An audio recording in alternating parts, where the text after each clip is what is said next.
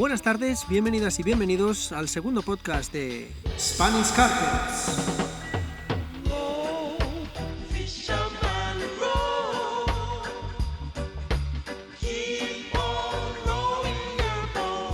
Un podcast que, como siempre decimos, solo tiene un objetivo: compartir.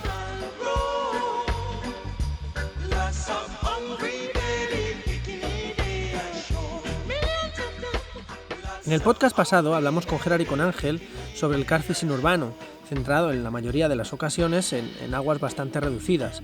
Sin embargo, hoy vamos a hablar de un tema opuesto. Vamos a hablar de esos grandes lagos que tenemos en España, como Orellana, Buendía, La Serena, el embalse de Mequinenza, y sobre los factores más importantes a tener en cuenta para pescar en estos grandes lagos.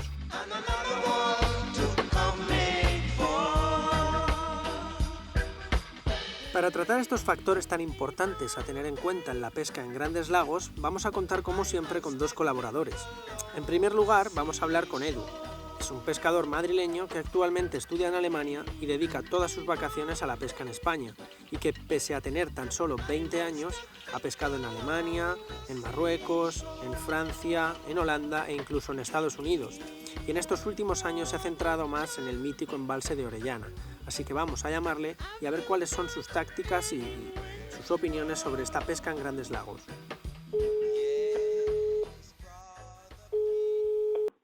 Buenas, Edu, ¿qué tal? ¿Cómo estamos?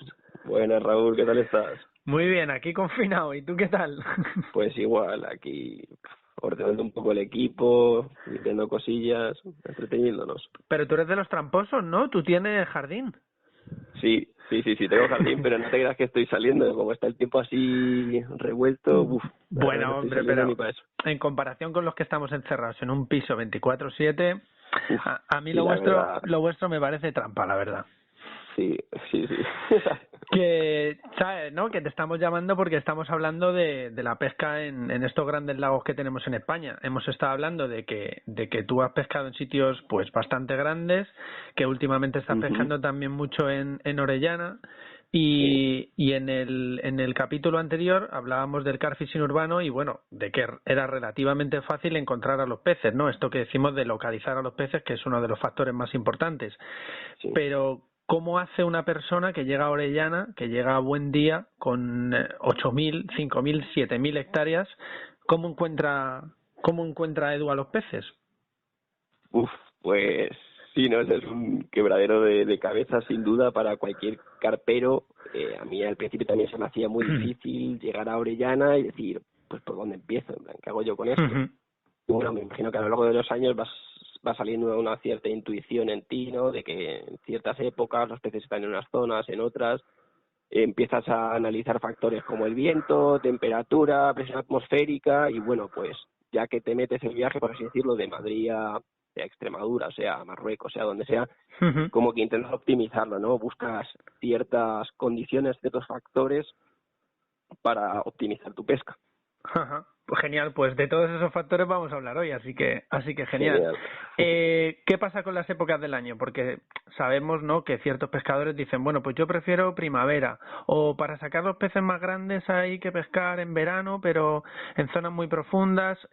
No sé qué opinas tú y sobre todo también de ese tema tan controvertido como es el invierno, que hay gente que lo ama, hay gente que lo odia. No sé qué opinas tú de esas estaciones del año. A ver, pues si realmente tuviese que elegir en plan dos épocas del año, así diría que sin duda la primavera, ¿no? Como cualquier carpero, y el invierno, o sea, la primavera, porque eso, la actividad es frenética de los peces, aunque también hay parones, prefreza y tal, que bueno, eso, o sea, también hay que tenerlos en cuenta, ¿no? Y el invierno, o sea, nuestros inviernos son muy suaves, tenemos mucha suerte, realmente nosotros podemos permitirnos el ir a pescar en invierno, o sea, sí, claro, si se congelan muchos lagos y es que no tienes narices a pescar. No, es que no hay cómo pescar directamente, claro. Y sí, o sea, a mí personalmente me encanta la pesca en invierno. También debo admitir que voy a zonas en las que el invierno es muy light, ¿no? Como Extremadura. Y a mí me encanta la pesca en invierno porque hay mucha menos gente en la orilla, los peces están más tranquilos, no hay cangrejos casi, no hay mosquitos, la minitalla está menos activa y bueno, y porque los ejemplares de mayor porte sí muestran más actividad.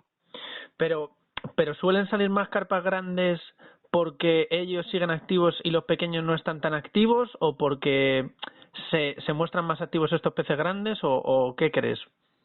A ver, yo creo que los peces de mayor porte tienen más reservas de ya sea grasita o tal, y como que pueden permitirse el estar ahí gastando energía y estar comiendo, mientras que los más pequeños no tienen casi reservas y pues por eso mismo se paran más, se quedan ahí clavados en el cieno y comen mucho menos. Y también pienso que los peces grandes también les gusta más esa tranquilidad, ¿no? El comer solos, el comer sin tener ahí un hervidero de peces donde estén comiendo. Ajá.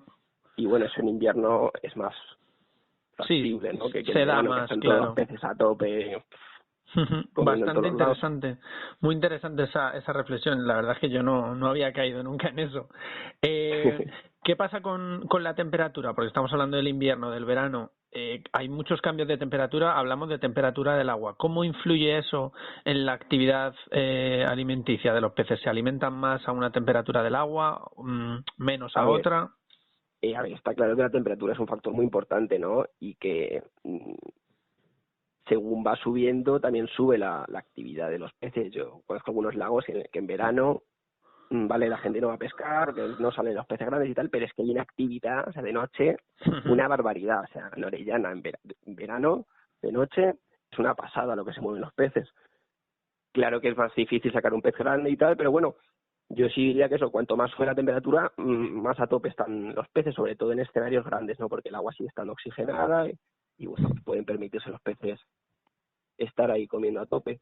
Pero hay una cosa que poca gente cae en ella, que es la temperatura de la superficie, en plan, la que nos marca la sonda, Sí, no es la temperatura que hay abajo. exactamente, No claro. es, o sea, la gente se cree que una semana pega el sol, la temperatura de la superficie está igual, yo que sé, a 15 grados, y nos pensamos que abajo también está a 15. Y no, o sea, eso tarda semanas, igual que se tarda semanas en calentarse y semanas en enfriarse. Sabes que tú puedes estar pescando, lleva haciendo frío una semana, pero no así la temperatura del agua, o sea, sale mucha niebla y tal, porque la temperatura del agua sigue siendo bastante más caliente. Claro, o sea que bueno, la temperatura del agua tarda más de lo que pensamos en cambiar. Exacto, y cada capa de agua tiene diferentes temperaturas. Así que, bueno, esto varía también mucho según el viento, como sople, te mueve las capas y te lo cambia todo. Claro, En horas. justo quería preguntarte sobre el viento. Yo creo que sé más o menos tu opinión por cosas que he leído, pero bueno, todos sabemos que el viento influye en los peces.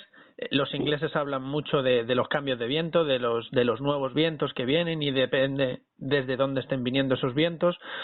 No sé qué opinas tú de esa influencia del viento en el comportamiento de los peces, y bueno, un poco más ya a título personal, ¿qué opinas sobre si ponerte de cara al viento, más de lado, que no te dé? Vale, pues a ver, el viento, dependiendo de dónde venga, te va a cambiar eso, la temperatura en las diferentes capas de agua, ¿no? No es lo mismo un viento del norte que te va a enfriar el charco, o te va a enfriar las primeras capas, o si estás pescando en poca profundidad, es que se te va a helar la recula, a un viento del sur en invierno, ¿sabes? Así que yo no te sabría decir si el viento del norte siempre es bueno o el viento del sur es el mejor. No, yo no te diría eso. Yo te diría que te pusieses siempre de cara al viento, da igual que sea del norte, del sur, de donde sea. El viento te va a remover tanto las capas de agua como la comida, te va a llevar la comida a tu orilla. De hecho, te invito a que observes un día con mucho viento. Yo, por ejemplo, tengo de recuerdo hace un par de semanas en Orellana, un temporal increíble.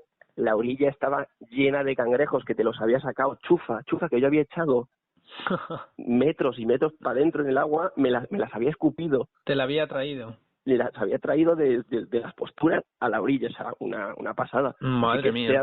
venga de donde venga el viento, siempre de cara. Siempre de cara. Pero, por ejemplo, por hablar de un ejemplo muy claro, que estabas hablando del viento de sur o viento de norte.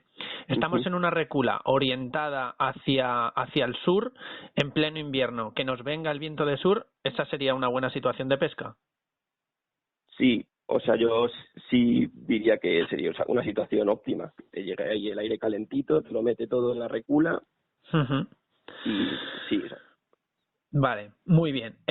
Vamos a hablar sobre otra cosa que ya han nombrado antes, que es la presión atmosférica, ¿no? Que, bueno, hay muchas teorías sobre esto y, bueno, yo creo que científicamente no hay nada comprobado, me parece. Bueno, no sé, ahora me contarás tú un poco. No sé si tú crees que tiene una influencia directa o no sobre el comportamiento de los peces. Sabemos que sí que la tiene sobre la climatología, es decir, con ciertas presiones pues pasan unos fenómenos atmosféricos, las lluvias o no, dependiendo de la mano, sí. Eso es. Pero no sé si tú crees que tiene relación directa también con el comportamiento de los peces esta presión atmosférica.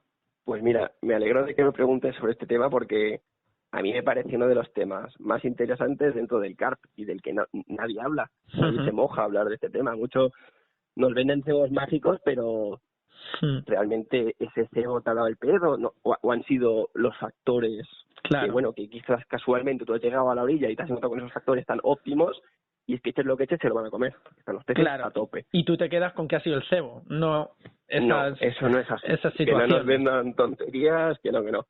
Y a ver, la presión atmosférica es un fenómeno del que muy poca gente habla. Yo llevo años leyendo en revistas y libros de carpfishing del extranjero, especialmente de Alemania, y se me viene a la mente, es un libro muy interesante de uno de los mejores pescadores de Alemania, yo diría de Europa. Este se llama Christopher Paschmann y su libro se llama Wassermann.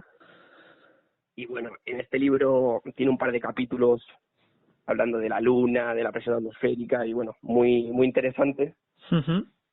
Y si tendría que resumir un poco lo que este hombre dice es que en cada escenario la presión atmosférica afecta de una manera diferente. O sea, la altitud del escenario te va a cambiar el valor real de la presión atmosférica.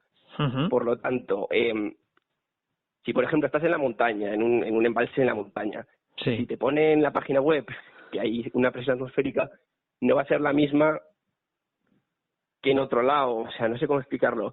La conclusión es que tienes que llevar un barómetro para ver cuál es la presión atmosférica real en ese punto. Y está claro, o sea que, y como regla general, la presión atmosférica, la presión baja empuja a los peces al fondo, mientras que la presión alta los sube a medias aguas o a la superficie. Y este hombre dice, la gente dice que cuando la presión está muy alta que los peces no comen. Eso es mentira. Los peces claro que comen. Lo que no comen en el fondo, que es donde está tu cebo. O sea, comen a medias aguas, en la superficie. De hecho, muchos días, no sé si si te habrá pasado de que estás pescando y los peces vengan a saltar, pero no comen. No comen en el fondo, claro. En el fondo. Igual probablemente estén poniéndose finos a gambas, a cualquier cosilla que haya medias aguas, materia en suspensión. Pero sí están comiendo. Así que lo más normal a lo largo del año es una presión alta. Y de hecho, cuando la presión es constante, puedes sacar tus peces y tal. Pero vamos, sin duda, o sea, cuando la presión está bajando, pues o se mantiene constante, van a ser, o sea, para mí las condiciones óptimas. Como empieza a subir mucho la presión, olvídate. O sea, olvídate, pero que eso cambia en horas. Yo hace unas semanas cuando estuve en Orellana 8 días, creo que fueron. Hice toda la pesca en los primeros 4 días. Y veía la presión atmosférica, todo encajaba, genial. Cambió y ya se lo dije a mi compañero, le dije, probablemente a partir de mañana dejemos de sacar peces. Y así fue. O sea, cambió la presión de presión atmosférica. Subió muchísimo y dejamos de sacar peces. Y las cañas en las mismas profundidades, mismos cebos, mismos montajes, o sea, estábamos haciendo todo bien. Pero los peces reaccionaron de una manera brutal a la presión atmosférica. Y es como la prueba más reciente de que tengo de que sí afecta y muchísimo. Vale, pues nos queda bastante claro. Luego cuando llamemos a Uge, a ver también qué opina sobre esto. De hecho, fíjate qué casualidad que esta última vez que estuve conocí a Uge en persona. ¿Ah, sí? Sí, o sea, casualmente vi una barca cruzando y tal, me acerqué a charlar y hostia, de Madrid también. Y, pues mira, joder, qué casualidad. pues mira, habéis vuelto a coincidir. Otro tema muy importante y que en este escenario del que estabas hablando en Orellana se da mucho, los tipos de fondo. No sé si, bueno, ya sabemos que dependiendo del tipo de fondo, pues tenemos que presentar el cebo de una manera o de otra. Pero no quiero centrarme en cómo presentar el cebo, no quiero centrarme en el montaje, sino si cuando llegamos a estos sitios gigantes buscamos un tipo de fondo o no, o dependiendo de la época, o no sé cómo lo hacéis vosotros. A ver, ¿cómo lo hago yo? Yo no busco un fondo que digas, voy a buscar una capita de grava, no, eso no. Yo simplemente lo que hago es especular o indagar un poco de dónde está la comida natural en este charco. En primavera, orillas inundadas, algas en la orilla, la comida natural está en la orilla. No te vas a ir a buscar a los peces más profundos porque están donde está la comida. En invierno el cangrejo busca más profundidad. Tú sigues al cangrejo y darás con los peces. O sea, simplemente es eso, especular o incluso meterte tú a bucear y ver dónde está la comida. O sea que no te guías tanto por el tipo de fondo, sino por dónde está su comida natural, que es ahí donde van a estar los peces. Exacto. Mira, un ejemplo que se me viene a la mente. Hace ya años de esto, estaba pescando en Hamburgo, en el norte de Alemania, en un embalse enorme en medio de la ciudad, se llama Alsta, el lago, el sitio es increíble. Cubre unos 2 o 3 metros, todo el charco. Todo el lago. Sí, y todo cieno, es una capa de cieno que se quedaban clavados los veleros cuando volcaban, con el palo de arriba se quedaban clavados en el cieno. Una pasada. Y muchas carpas. Era una pasada esa pesca, o sea, y yo hasta que le pillé el truquillo, me comí el coco, me comí bolos, hasta que un amigo mío de ahí me dijo, mira, tú te tienes que meter con la barca, con el plomo en la caña y vas tocando el fondo. Y todo era cieno, hasta que llegabas a unos bancos de almejas de agua dulce, igual eran 2 por 2 metros, más o menos, en el centro del lago, y tenías que colocar el plomo con el montaje, son unos montajes muy duros, muy grandes, encima de los mejillones. Vale, caña que estuviese encima de los mejillones, caña que se arrancaba. El resto, daba igual lo que pusieses, que no picaban. El cebo se hundía, claro. Sí, y eso estábamos buscando eso, la comida natural, los bancos de almeja de agua dulce. Estabas hablando ahora de que en ese embalse las profundidades eran todas las mismas, es decir, bueno, pues podríamos decir que no era un factor muy a tener en cuenta, ¿no? Porque si variaba de 1 a 2 metros, pues tampoco era una diferencia muy grande. Pero claro, en sitios como Orellana, como Buendía, las profundidades varían mucho. A lo mejor tú estás en una playita y de repente hay una caída y luego una subida. No sé si tenéis más predilección por unas profundidades o por otras dependiendo de la época del año y si elegís el puesto en base a esas profundidades. Pues mira, la verdad, digamos que la profundidad yo creo que es el resultado, ¿no? El factor final de todos los puntos de los que hemos hablado antes. El conjunto del viento, de la presión atmosférica, de la temperatura, todos estos factores van a condicionar que los peces se estén comiendo a una profundidad u otra. Realmente un puesto que te permite una gran variedad de profundidades, y para mí es eso, o sea, es mucha suerte, está genial, es lo mejor que te puede pasar, ¿no?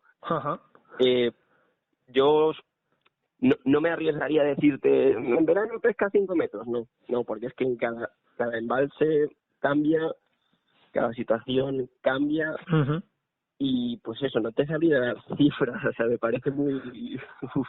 Sí, no, pero no tanto hablar de cifras, pero sí me has dicho ya que si un puesto te ofrece diferentes profundidades, eso sería un buen puesto para ti en cualquier época del año.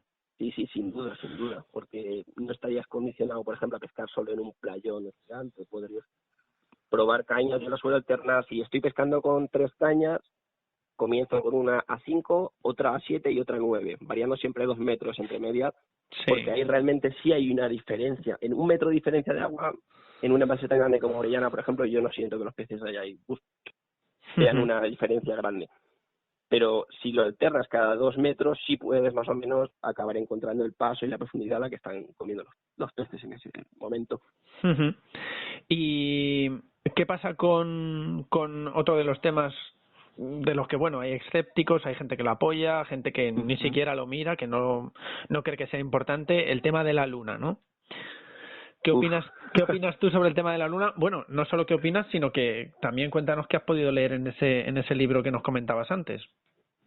Mira, a mí, en general, la luna, o sea, digamos, yo tengo bastante tiempo y muchas veces sí puedo llegar a planear mis sesiones en base a factores, eso como la presión atmosférica y tal. Y realmente la luna es el factor en el que, sinceramente, menos me fijo. Sí es verdad que en noches con luna llena no he tenido grandes pescatas, no, los resultados no, por lo menos de cantidad de peces, ¿no? Y en este libro Passman también habla de eso. No suelen ser momentos de gran actividad, pero sí habla del Big Fish Time, ¿no? También he leído sobre el siluro, que las noches de luna llena es cuando se cogen los siluros más grandes. Y en la carpa, fíjate, yo no me lo creía hasta eso. Esta primavera, una noche de luna llena, pude hacerme con uno de los peces más grandes que he podido pescar en mi vida, un pez de 25 kilos, y fue con luna llena y fue una pasada todo. O sea, yo no sé si esto fue casualidad, yo me quedé alucinado, pero de verdad no sé. Uf, bueno, la luna, a mí no me gusta. El caso es que el factor estaba ahí. Ahí estaba, o sea, ahí como, estaba, como no hay y nada... no he sacado peces, o sea, he sacado muy pocos peces de este calibre. Claro, como podríamos decir que es un factor que científicamente no se puede comprobar si tiene una acción o una repercusión real en los peces, podemos hablar de experiencias de la gente, y tú no sueles tener experiencias así, pero fíjate, ese día sí que ocurrió. Sí, se dio y también había muchos factores también a favor, viento, presión atmosférica, estaba todo encajaba.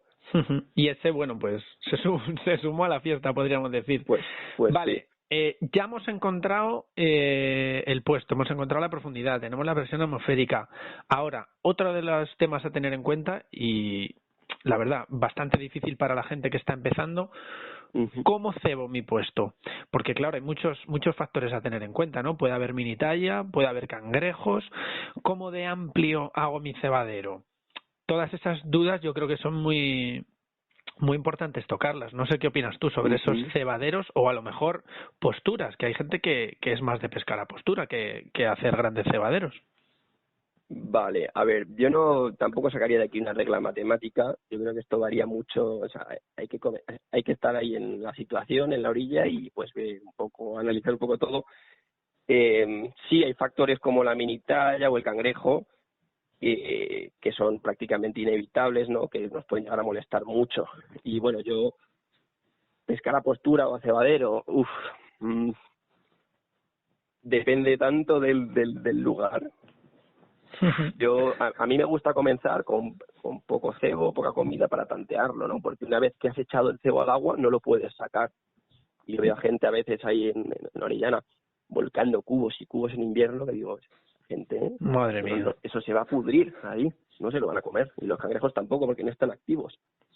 Así que digamos, yo comenzaría eso, pescando a la postura, con muy poco cebo, y si ves que los peces están receptivos, a volcar porque porque es claro, lo que toca. hay muchos peces muy grandes, y sabemos que cuando los peces están compitiendo por la comida, sí, eso, una vez que entran es una ahí locura. les entra el ansia, es una locura, sí. Y si hablamos de un ejemplo en concreto, por ejemplo, llegamos a un puesto y los peces están comiendo, o la zona que queremos pescar es muy reducida de espacio. Por ejemplo, digamos que hay 5 por 5, ¿vale? 5 metros por 5 metros. Tenemos ahí 25 metros cuadrados en los que pescar, pero el cangrejo está súper activo. ¿Qué podemos hacer? Vale, yo momentos así lo que hago es, yo las llamo estrategias de distracción. Les intento distraer con otras cosillas, digamos. El cangrejo estaría pescando claramente con plástico o con chufa para que no se coman la postura y no me enreden. Sí. ¿Y qué haría? Echaría a 5 o 6 metros de la postura pellets, boilies, todo bien duro, bien salado, que estén ahí entretenidos durante horas. Y esto, aparte de que vas a evitarte un poco que te toquen la postura, vas a conseguir que la comida natural se acerque vamos, es un indicador natural que los peces ven, los peces escuchan las vibraciones de los cangrejos ahí liándola y van ahí. Joder, bastante interesante, la verdad, esta última reflexión. Y bueno, por compararlo un poco con el carp fishing urbano del que estuvimos hablando en el último podcast, nosotros decíamos que muchas veces pues pescábamos con singles, ¿no? Un cebo simplemente en el sitio exacto o una pequeña malla. No sé si se puede o si tú te has planteado o incluso lo has realizado alguna vez en estos grandes lagos, decir, sé que los peces están ahí, pongo una malla y ya está. Pues mira, esto, ya te digo, también es que depende mucho del escenario. Por ejemplo, en Marruecos, como echásemos una caña así, con una malla o así, no, eso no iba a ningún lado. Imposible. No lo iban a encontrar. Y aparte, los peces comen de otra manera de la que comen en Orellana. En Orellana tienen mucha más comida natural y en momentos de poca actividad, el echar una mano de comida o no echar nada sí te puede hacer una diferencia entre que te tarde la caña en picarte un día o que tarde 3. Hostias. Así que sí, yo, en invierno especialmente, al principio era un tema para mí que a mí me rayaba mucho, ¿no? Porque yo decía, pero ¿cómo van a encontrar esto? Es que no lo van a encontrar, claro. Agua, pues sí, lo acaban encontrando y puede eso, llegar a marcarte la diferencia, el haber echado una mano más de comida o no. Esa mano de... Pero eso es una decisión que hay que tomar in situ y si puede llegar a ser dura, ¿no? Porque luego te puedes rayar diciendo, he echado muy poco, he echado mucho. Y no hay peor sensación, que echar la postura, volverte al puesto y decir, me cago en la puta, habré echado mucho, habré echado poco. Yo prefiero echar menos a pasarme, fíjate. Sí, también por lo que decías tú, tan simple como decir, es que ese cebo ya no lo puedo sacar de ahí, sin embargo Exacto. sé que añadir, sí que le puedo añadir. Pues sí. Pues y por muy ejemplo, bien. Antes que me hablabas de la mini talla, se me ocurre también de estrategias así para distraer a los peces. En Marruecos hicimos algo que yo no había probado nunca, pero fue una medida un poco desesperada. Llegamos y compramos un montón de maíz, pero que venden ahí por sacos. Teníamos, 5 o 6 sacos de 20 kilos de maíz. Y nos dimos cuenta enseguida que en cuanto echabas maíz, eso brillaba en el fondo. Madre mía, claro, llegaban las pirañas, o como las llamo yo, las carpillas de 1 kilo, y era un hervidero, era una barbaridad. Y da igual que pusieses bolas, porque simplemente veían el maíz, se liaban ahí a comer hasta que se enganchaban. Y sacamos muchísima mini talla. ¿Y qué acabamos haciendo? Pues acabamos pescando entre 5 y 7 metros, una línea de unos 50 metros, volcábamos al día 20, 30 kilos de maíz. ¡Hostias! Del tirón, o sea, una burrada. Y luego nos íbamos con las cañas a 9, 10, 11 metros y esas sí las poníamos solo con boilies y cegábamos solo con boilies. Así que tú veías... Estrategia de distracción, totalmente. Se podía apreciar entre 5 y 7 metros un hervidero de saltos, o sea, una barbaridad. Y más allá de la boya, que era como la boya acababa eso en 7 metros, apenas había saltos, pero se arrancaban los peces y eran peces de porte.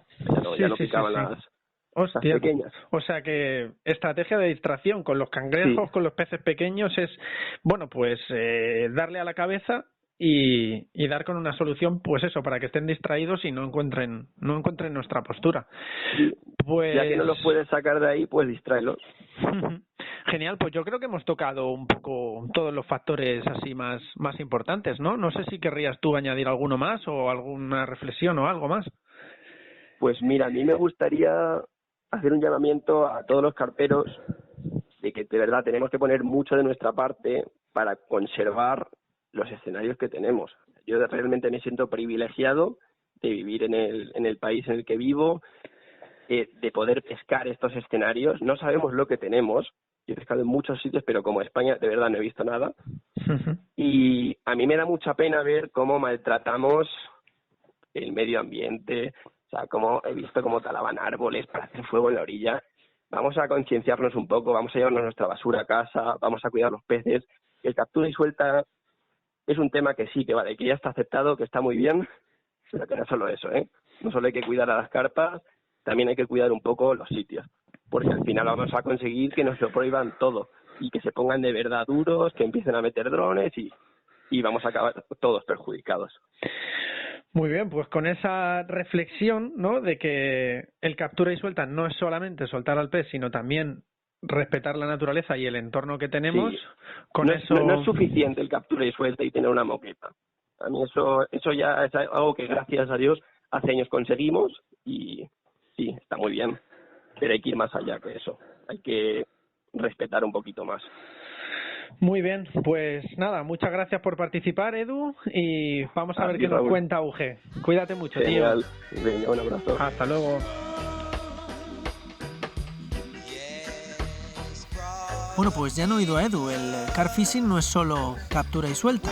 Vamos a ir directamente con UG a ver qué nos cuenta sobre estos grandes lagos.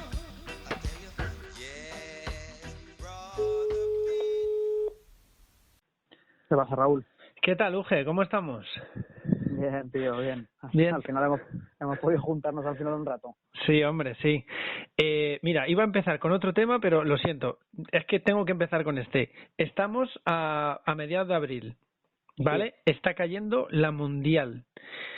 ¿Tú ahora mismo querrías estar en el medio de un super pantano de estos grandes? ¿Es buena opción o no? ¿Por la época del año que tú dices? Sí, porque te digo, mediados de abril y que hará ahora mismo 17, 18 grados, perfectamente, y está cayendo la Mundial. ¿Es buen momento para estar en el medio del lago? Sabemos que no podemos porque estamos confinadísimos, pero ¿es un buen momento? ¿Es una buena situación de pesca? Yo estaría como loco. Haré lo que fuera por estar ahora mismo en un embalse con estas circunstancias. Sí, ¿verdad? Sí. Es que justo, tío, ha empezado a llover un montón, digo, qué mejor manera que empezar hablando de eso. Hemos estado hablando con Edu antes, que también nos ha dicho que coincidió contigo justo en Orellana. Sí. La última vez y nada, uno de los primeros temas de los que hemos empezado a hablar, pues como todo el mundo dice que es el factor más importante, es el tema de localizar a los peces, pero claro, en temas urbanos, en parques, en laguitos pequeños, pues puede ser relativamente fácil, pero claro, en masas de agua tan grandes como las que hay en España, no sé qué podemos hacer para esta localización de los peces, o qué opinas tú. Bueno, la verdad es que el factor localización, pues para mí es un factor, vamos, determinante. Uh-huh. Hace poco, un buen amigo mío, Jorge Salinero, ha creado una especie de blog dentro de Instagram que está súper bien. Seven Scales, ¿no? Seven Scales, pues habla un poco de 3 factores y su prioridad. Comenta que el primero y más importante, evidentemente, es la localización, es encontrar dónde están los peces. El segundo es poner un cebo o encontrar ese cebo que a los peces les resulte interesante.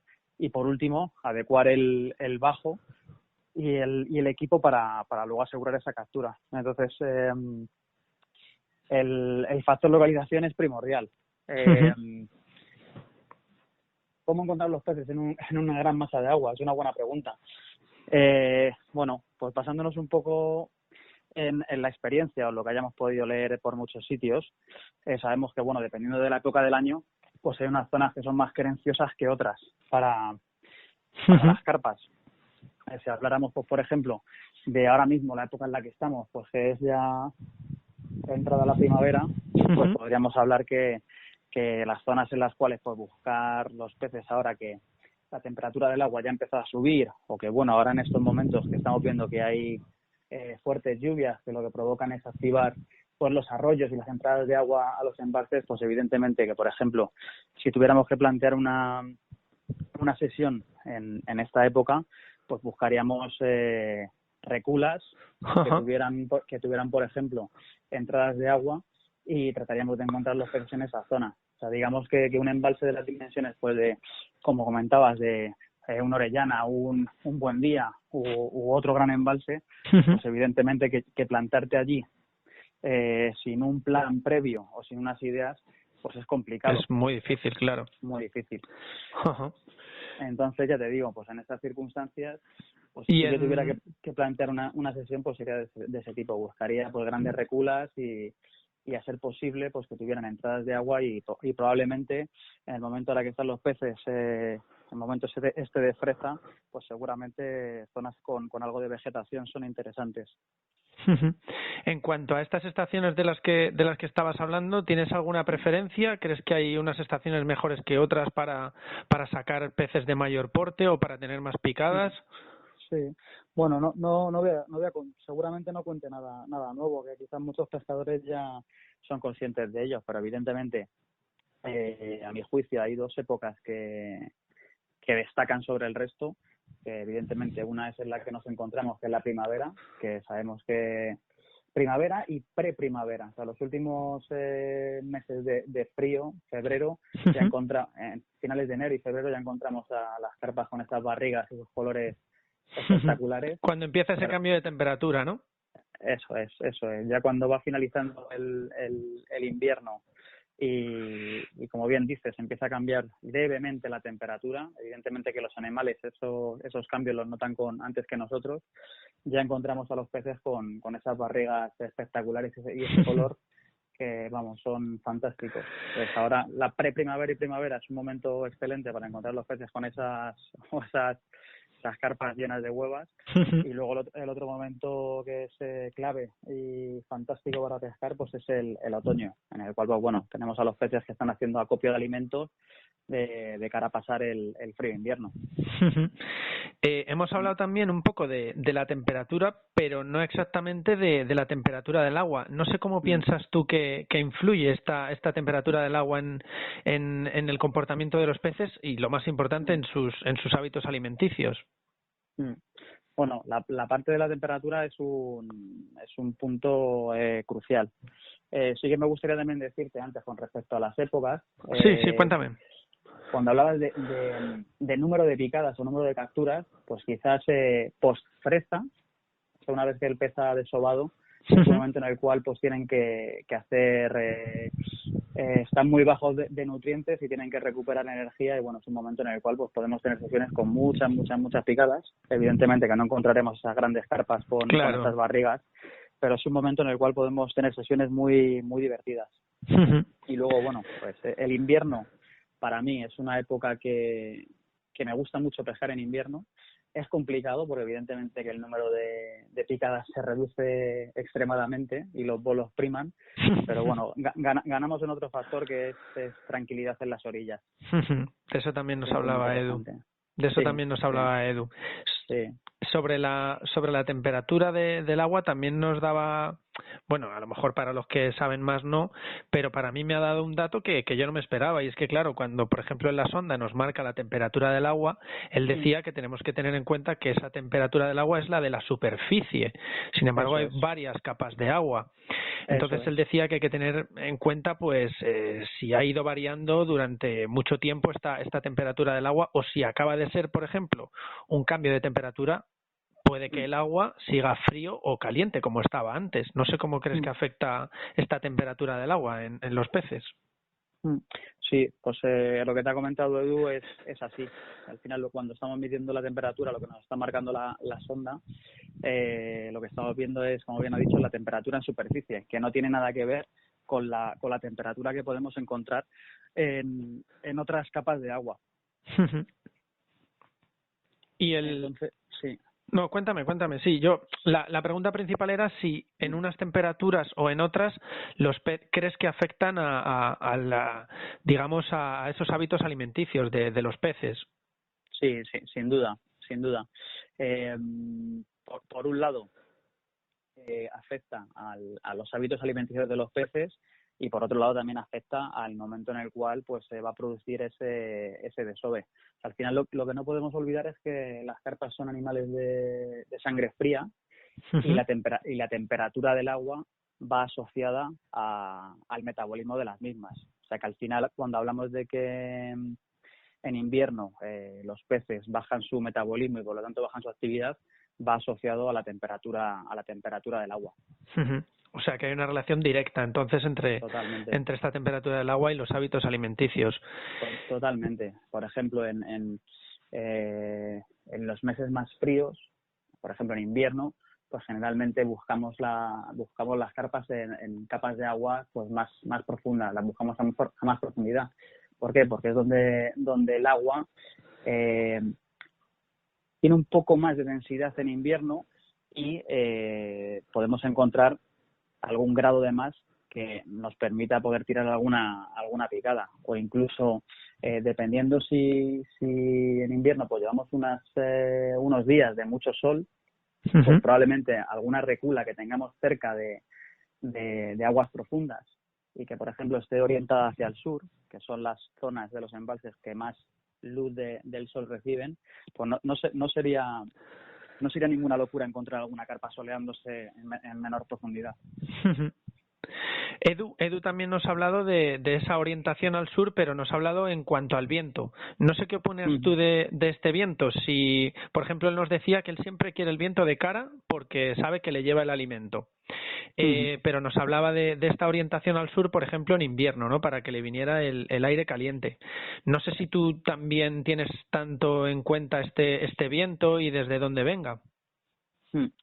Sí, el viento es otro elemento que puede jugar a nuestro favor, pero aquí sí que yo tengo mi opinión propia, y es que depende de qué tipo de viento. Al igual que Edu comentaba, muy bien tirado, que el viento del sur, por ejemplo, en invierno pues puede ser súper positivo porque suele ser un viento cálido. Al final lo que tenemos que interpretar del viento es que lo que promueve es, o bien como habéis comentado ya anteriormente, que es arrastrar comida natural, o bien remover el fondo, provocando pues ese agua chocolatada que podemos ver a veces, que al final eso es lo que significa ese alimento. También hay otra parte que es la oxigenación del agua y el cambio de temperatura del agua en esas zonas. Cuando el viento rompe o el agua está rompiendo continuamente en una orilla, lo que también está provocando es una circulación del agua, una serie de corrientes, que lo que te puede provocar también es un cambio en la temperatura de las capas del agua.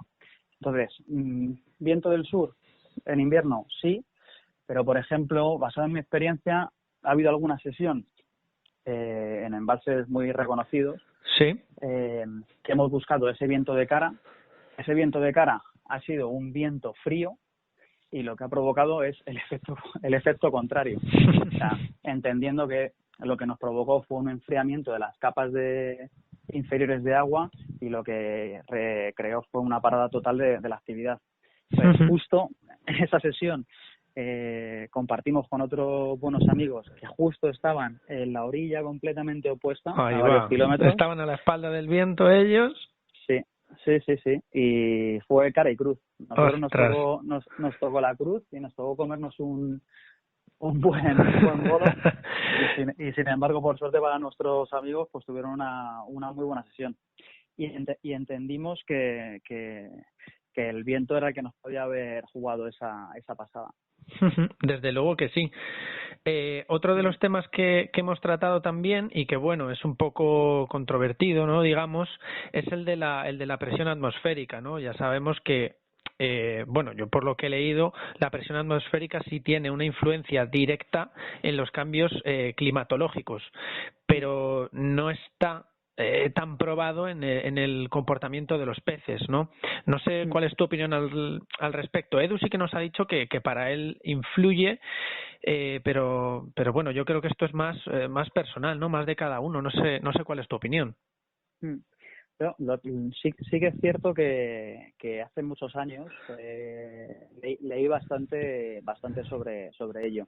Quizás siempre pues en las revistas de pesca de hace un montón pues aparecían las famosas tablas solunares y te ponías a mirar y veías 4 peces, así que se iba a pescar hoy que hoy nos hinchamos. Que hoy nos hinchamos, ¿verdad?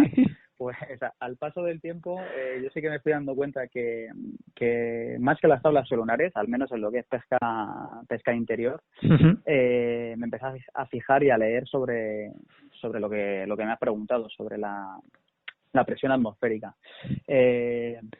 Fue tanta mi obsesión que incluso me hice un pequeño seguimiento en el cual, pues bueno, apuntaba diferentes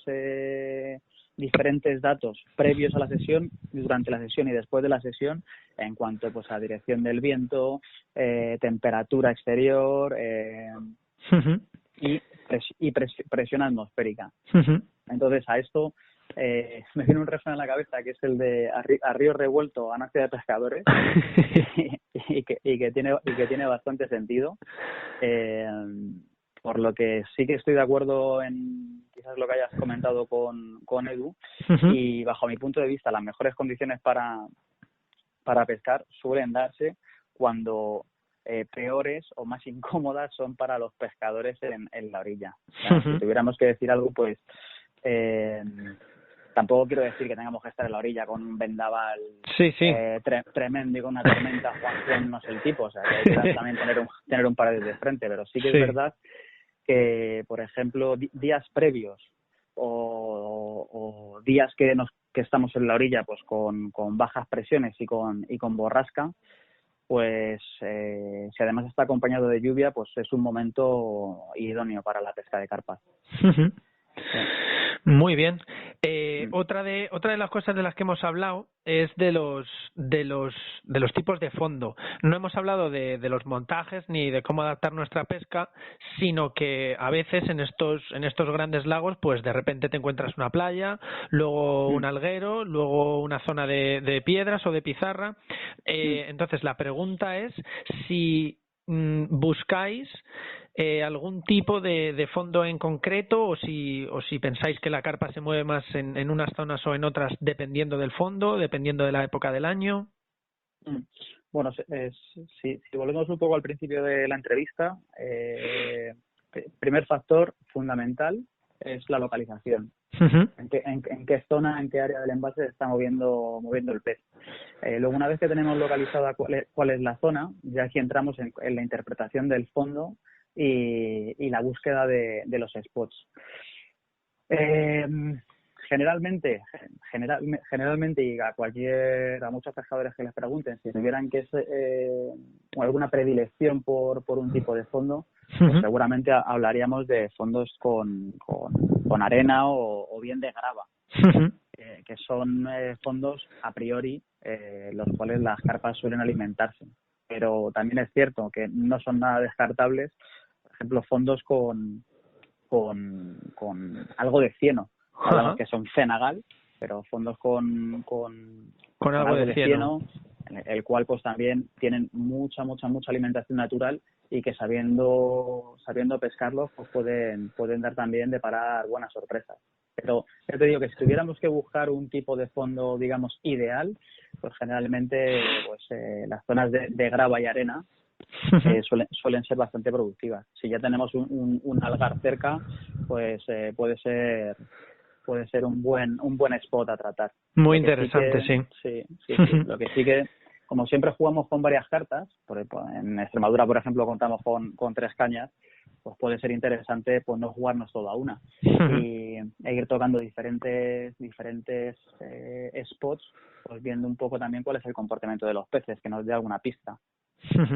Edu también nos comentaba que en esto de los tipos de fondo y de las diferentes profundidades, para él una buena zona de pesca es un puesto de pesca que le ofrezca diferentes profundidades pues para poder presentar nuestros cebos. No sé qué piensas tú sobre esta profundidad del agua y sobre si ese sería también un buen puesto de pesca para ti, uno que te ofrezca diferentes profundidades.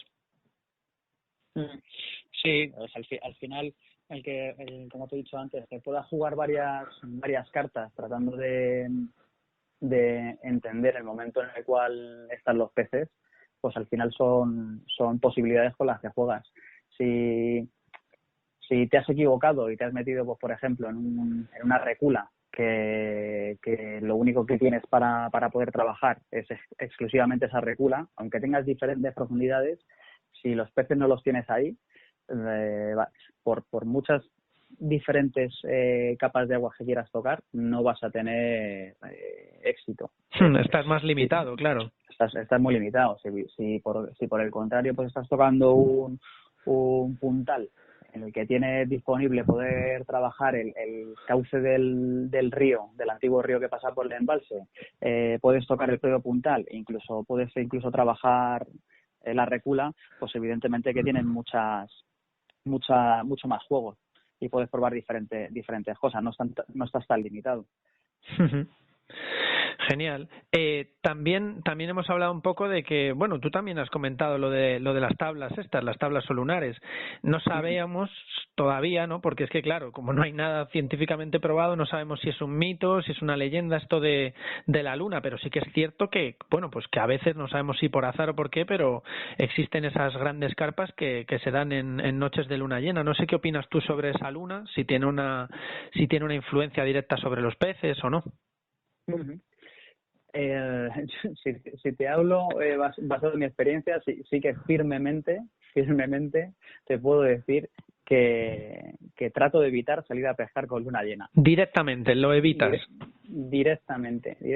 Puede ser que esté equivocado, pero los mayores bolos que me he podido comer han sido con luna llena. De hecho, si le preguntas a mi buen amigo Jairo Bocanegra, te contestará exactamente lo mismo, porque después de habernos comido unos cuantos, anotamos en el cuaderno de noches con luna llena, pesca de carpa, complicado. Olvídate, ¿no?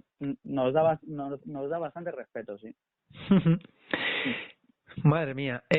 También hemos hablado, bueno, si tenemos en cuenta todos esos factores de los que hemos estado hablando, ya tenemos elegida la profundidad, ya tenemos elegido nuestro puesto, sabemos más o menos el fondo que estamos pescando.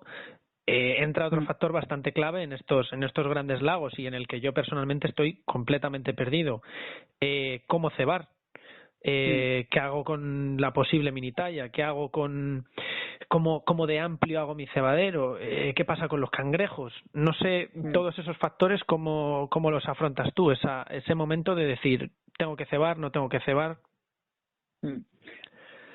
Bueno, sí que es cierto que desde hace unos años a la actualidad, pues el carp fishing pues ha cambiado bastante en el país. Y planteamientos que anteriormente funcionaban a las mil maravillas hace un montón de años, que como por ejemplo era hacer cebaderos, pues sí que es cierto que a día de hoy pues ha cambiado bastante, ya que hay muchos sitios, pues como puede ser evidentemente Orellana, que es más que conocido, pues la presión de pesca es mucho mayor, y lo que antes funcionaba pues hay que adaptarse y hay que cambiar planteamientos. Si vamos pensando en qué cebadero hacer, pues bueno, has comentado algunos factores que hay que tener en cuenta, como puede ser mini talla, y quizás pues en el caso de embalses extremeños, pues el cangrejo y las tortugas pues son dos amigos que nos pueden hacer mucho daño. Entonces, a la hora de hacer un cebadero, principalmente tendría en cuenta cuál es la actividad que tienen tanto la minitalla como el cangrejo, siendo indispensable el conocimiento de cómo está el cangrejo, pues no solo por el cebadero, sino también por tu cebo de anzuelo, ya que tendrías que adaptarlo también. Claro. Y bueno, pues si tuviéramos que hacer un ejercicio ahora y decir, bueno, pues si tuviéramos que ojalá que fuéramos ahora a pescar con luna llena, con altas presiones y con lo que haga falta, estaríamos ahora mismo en la orilla. La verdad es que sí. Pero si tuviéramos que estar ahora, pues bueno, probablemente por la época en la que estamos y la temperatura que hay, seguramente el cangrejo esté activo. Y en ese caso, pues yo probablemente apostaría por un cebado a base de boilies, que hubiera, por ejemplo, dejado secar unos días para que ganaran algo de dureza y que el cangrejo no lo atacara o no se lo comiera con tanta facilidad. Añadiría algo de maíz, chufa y cañamón. Y seguramente alguna bola de engodo para distraer al cangrejo y mantenerle algo entretenido. De eso también ha estado hablando, de eso también ha hablado Edu, de esas estrategias de distracción, ¿no? Que claro, sabes que los tienes ahí, no hay manera de sacarlos del agua, manténles distraídos. Eso es. Entonces les trataría de tener algo entretenido al cangrejo, por ejemplo, con la utilización de este engodo, que son partículas muy pequeñas que les tendrían ahí entretenidos un buen rato, y haría el cebado pues un poco con lo que te he dicho, así como norma general. Y luego yo creo que es importante, no haría un cebadero muy abierto, quizás lo que abriría más pues sería esto, este engodo y demás para distraer al cangrejo y a la minitalla, y sería una pesca más al spot. Lo que sí que es importante es valorar la cantidad para el cebado. Hay veces que pues bueno, solemos echar una palita encima o un kilito de lo que nosotros vemos o entendemos que cae abajo a luego lo que verdaderamente es. Bueno, hay muchos vídeos que puedes ver underwater, para entender qué es lo que pasa luego ahí abajo. Y yo que en algunos casos, pues bueno, un buen amigo mío me metió en el tema del buceo. Pues de lo que tú interpretas cuando pones tu postura a luego verlo cómo ha quedado todo debajo del agua, hay diferencias bastante significativas. ¡Ostras! E incluso de verdaderamente en algunos escenarios los destrozos que te pueden llegar a hacer en un cebadero la minitalla y el cangrejo. Por lo cual, simplemente levantar ahí la guardia un poco de que hay ocasiones en las que decimos, no, 1 kilo, ¿dónde vas? Que es mucha comida. Bueno, depende del tiempo que quieras mantener tu cebo dentro del agua y depende de la cantidad de cangrejo y minitalla que puedas encontrar. Y en esta época del año, pues a lo mejor cuando tú cebas con 1 kilo, un par de kilos en la postura, no pienses que en 24 horas sigues teniendo ahí el cebado que tenías previsto. Pero sobre todo por el tema de la minitalla, ¿no? No porque echemos nuestra pala o nuestras 2 palas y eso se mueva más por corrientes del agua o algo así. Lo dices más por la minitalla. Sí, lo digo más por la minitalla, sí. Sí, sin duda.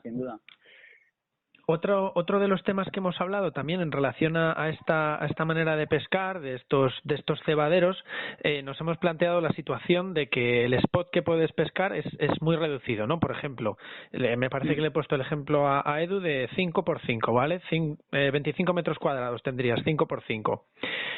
Y sabes que hay minitalla y hay cangrejos. ¿Cómo decides pescar? ¿Cómo afrontas esa situación? Si tengo un spot reducido. Sí, muy reducido, por ejemplo, porque sea justo que ahí es donde sube y luego vuelve a bajar, ¿no? Tenemos una pequeña mesetita ahí de 5 metros y queremos pescar esa zona. Pero claro, tenemos el hándicap de minitalla, de los cangrejos y demás. Entonces, no sé, por ejemplo, en esa situación, ¿cómo afrontarías tú pescar esa zona? Bueno, antes de pensar en el cebado, pensaría más en el cebo, en el hook bait que utilizaría. Y por ejemplo, en esta situación que describes, directamente descartaría el pescar, pues por ejemplo, con remojos o con algún tipo de malla que pudiera ser muy atrayente, pues para la minitalla, por ejemplo, el caso del cangrejo. Bien trabajaría, dependiendo de cuál es la actividad de cangrejo que tengas. Si está en su pleno apogeo, pescar con bola natural es prácticamente imposible. Tendríamos que irnos a un cebo artificial o bien pescar con la archiconocida chufa. Sí. Trataría de pescar lo más sencillo posible en mi spot, sin mucho remojo ni atrayentes que pudieran activar a la minitalla o al cangrejo. Y lo que sí que haría es eso. El cebado más atrayente lo vertería pues separado de mi spot, pues unos 2 metros, algo así aproximado, que mantuviera la actividad de la minitalla en esa zona, alejada de mi spot, que estaría más dirigido pues eso a buscar las carpas. Y alrededor de tu anzuelo no echarías nada, ni siquiera una pala de chufa o algo así que a lo mejor les cueste más a los cangrejos. Sí, en ese caso sí. Iría acompañado o bien de bolas, como te comenté antes, previamente secadas, que tuvieran un extra de dureza, Ujú. y la chufa, pues evidentemente que en situaciones de cangrejo pues es un gran aliado. Pero todo lo que fueran líquidos, remojos o stick mix para activar el hook bite, eso lo desestimaría. Y Lo como te dije evitarías. antes, sí, como te dije antes, sí que es una buena opción, pues quizás añadir eso, algo de engodo dispersado fuera de lo que es la zona en la cual quieres buscar las carpas, para eso, mantener tanto el cangrejo como la mini talla pues entretenida por aquella zona. También hemos estado comentando que, bueno, le he comentado yo que en esta pesca urbana de la que hablábamos en el podcast anterior, pues hay veces que tienes a los peces localizados y no es necesario cebar prácticamente nada, ¿no? Pues utilizar simplemente una bola o una malla.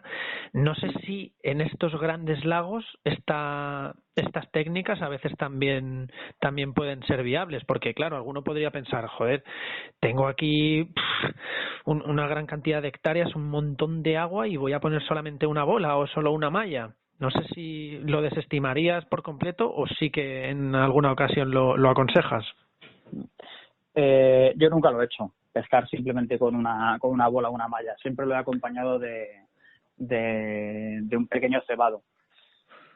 Depende del momento del año. Ese pequeño cebado pues puede ser un puñado de boilies y una palada de chufa, o por ejemplo, pasado ya como hemos hablado la primavera o en la propia primavera, pues quizás subo un poco más la cantidad con la cual acompaño el montaje.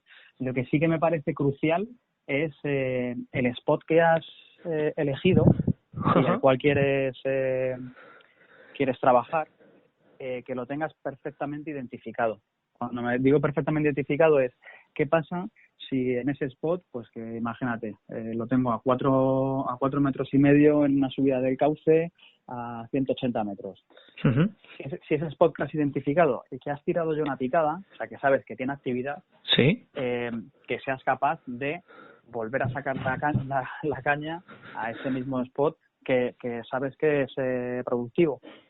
Uh-huh. Entonces, hoy en día hay tecnología que te puede ayudar bien pues a través de GPS hasta a identificarlo y asegurar que sigues pescando en esa zona productiva, o bien tienes otros medios como puede ser marcar con una H, con los riesgos que tiene, pero sí que me parece fundamental el que si te la estás jugando en un spot y es productivo, pues que seas capaz de seguirle sacando partido porque lo tienes bien detectado. Y muchas veces ocurre pues que el cambiar un spot simplemente 10 metros puede ser la diferencia entre seguir manteniendo las picadas o perderlas, dejar de tenerlas.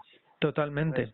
Entonces, Totalmente, sí. A mí me ha pasado, de hecho, pescar en embalses y que mi compañero que tiene la caña a unos 30 o 40 metros de mí, pues está sacando peces y yo no. Y yo decir, joder, la diferencia no tiene que ser tan grande, pero fíjate, pues sí, a veces sí que lo es. Sí, vamos, totalmente. También me ha ocurrido a mí y, bueno, puede ser simplemente porque haya que tu compañero esté pescando una zona que no tiene nada que ver con la tuya. Yo recuerdo una sesión pasada en la cual, pues, por ejemplo, yo estaba pescando un playón con vegetación en la que entendía que los peces por la época del año pues tenían que entrar ahí, y alguna picada tiré, pero un amigo mío que estaba pescando en la zona más del cauce, pues bueno, fue la diferencia entre un exitoso total y bueno, no venirte bolo, pero tampoco venirte con las expectativas cumplidas. Sí, la verdad es que en unos metros puede estar una gran diferencia. Pues yo creo que hemos tocado un poco todos los factores así un poco más importantes en estos grandes lagos. No sé si querías añadir tú alguno más, Uge. Yo creo que ha sido bastante completo, aunque evidentemente en cada uno de los puntos nos podríamos estar hablando un buen rato, sobre todo ahora que estamos confinados en casa. Pero quizás para mí la clave siempre es tener la oportunidad de sacar tú mismo tus propias conclusiones, o sea, basado en tu experiencia. sino el que tengas el tiempo para invertir, pues por ejemplo, en la búsqueda, en buscar los peces, que tengas suficiente tiempo para dar una vuelta, otra vuelta, tomar una decisión basada en tu experiencia y en el tiempo que hayas podido invertir, pues al final es súper positivo. Que puedas también documentarte e incluso, pues si tienes un círculo cercano, como es mi caso, pues siempre previamente a una sesión, pues tú planeas tu estrategia, planeas las zonas que quieres tocar, las profundidades, planeas el cebado, lo planeas todo, y siempre suelo ponerlo en común con mi círculo más cercano, pues bueno, para compartir experiencia y también el planteamiento. Al final creo que también que te puedas rodear de gente de confianza y bueno, pues al final la experiencia es un grado y dos cabezas piensan más que una, pues muchas veces es bueno poder hacer esto. Totalmente. Bueno, pues con eso nos quedamos, ¿no? Con esa experiencia. Y bueno, creo que también es importante lo que has dicho, una palabra muy importante que has dicho, que es el tiempo, ¿no? El tiempo que podamos invertir y en trabajar esos spots. Pues nada, muchísimas gracias, Uge, y a ver si pronto podemos vernos en la orilla y no tenemos que estar aquí confinados. Ojalá que sea así, Raúl. Gracias a ti y enhorabuena por la iniciativa. Esto ayuda a pasar el confinamiento de forma más amena. Muy bien, pues muchísimas gracias, Uge. Gracias a ti, Raúl. Hasta luego, un abrazo. Hasta luego.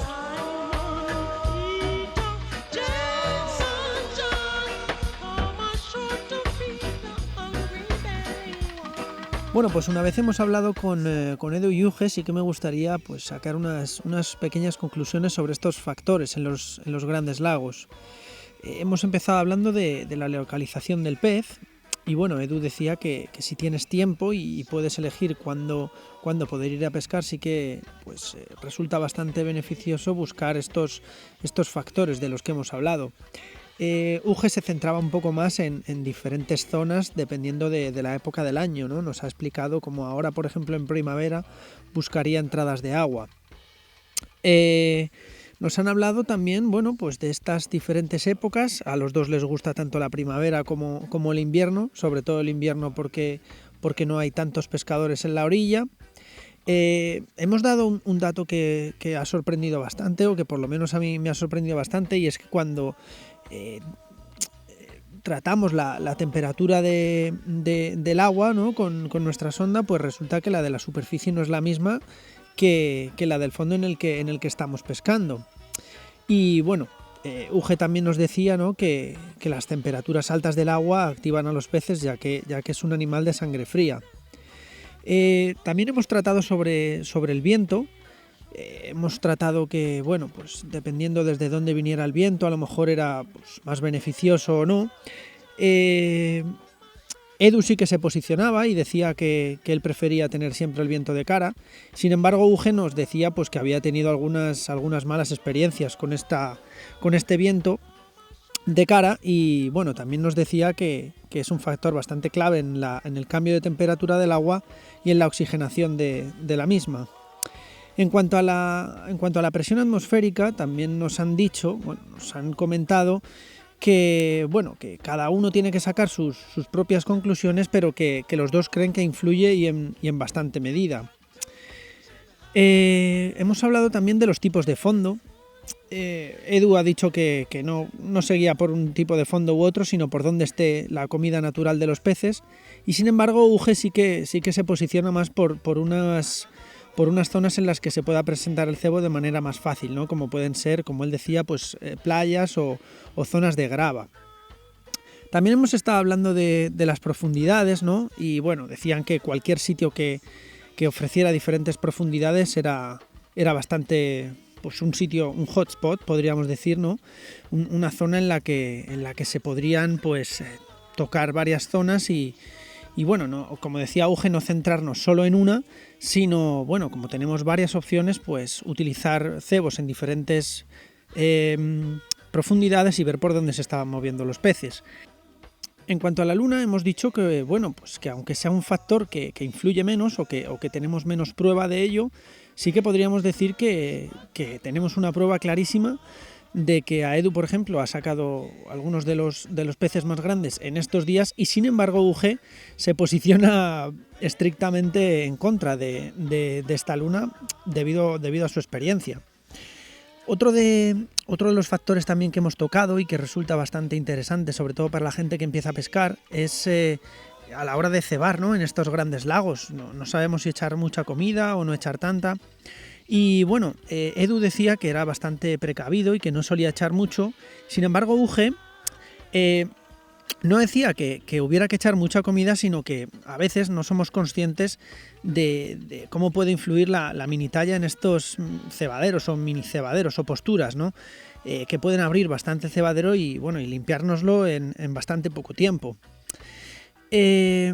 Bueno, yo creo que estos han sido un poco todos los factores que hemos tocado, los más importantes, y bueno, sí que me gustaría destacar que, por ejemplo, Edu hace referencia a que el captura y suelta no es suficiente, que el carp fishing es mucho más, en general podríamos decir que es respeto por la naturaleza, y como conclusión me gustaría decir también que UG pues dice que cada persona debe tener sus experiencias, ¿no? Y sacar sus propias conclusiones, es decir, que aunque hayamos tocado aquí un montón de factores, al final son dos pescadores experimentados, eso sí, pero que cada persona debe sacar tiempo, ir a pescar y sacar sus propias conclusiones. Así que nada, estos han sido los factores más importantes de los grandes lagos y ahora vamos a llamar a Manuel para ver qué nos cuenta, para ver qué tema nos trae esta semana.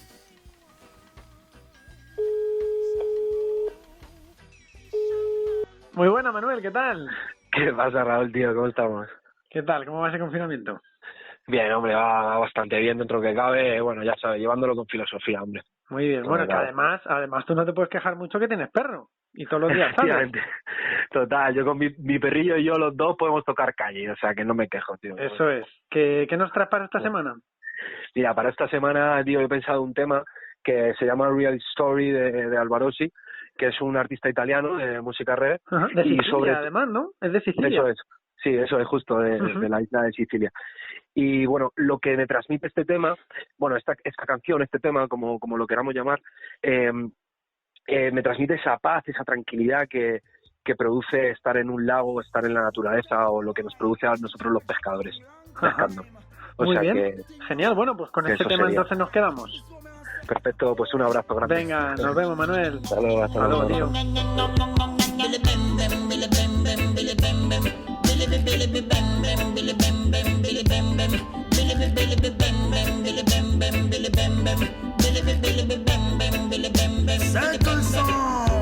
Well, Mr. Natty Dreadlocks, tell me where you come from. Come up on Schengen and I tell you where you belong, yeah. Mr. Barlet, tell me where you come from. Come up on Schengen and I tell you, I saw me jungle it in the west. Put a gold medal in a ganja contest. Pretty boy Galanka, Jamaica under stress. Me smuggle marijuana in a bulletproof vest.